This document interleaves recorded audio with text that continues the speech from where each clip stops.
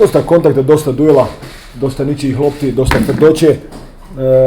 Zadovoljan sam, reću vam poslije zbog čega, posebno prvim poluvremenom i mislim da je vrijeme da polako stasavamo kao jedna ekipa koja ima jednu sportsku drskost, sportski nogometni bezobrazluk, da privedemo to prvo poluvrijeme sa recimo 2 gola prednosti za nas i da uđemo u jednu puno mirniju utakmicu. Kantrida je uvijek neugodna, uvijek se dogodi nekakav prekid, uvijek se dogodi šansa, neko posklizavanje igrača i onda utakmica može otići u jednom drugom tijeku, jednim drugim tokom.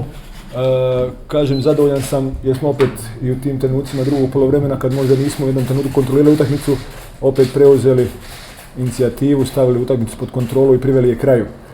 Zadovoljan sam jer prvi put u karijeri sam vodio utakmicu gdje sam u istom vodeći utakmicu razmišljao o jednoj drugoj utakmici i samim time sam tako i vodio drugo poluvrijeme.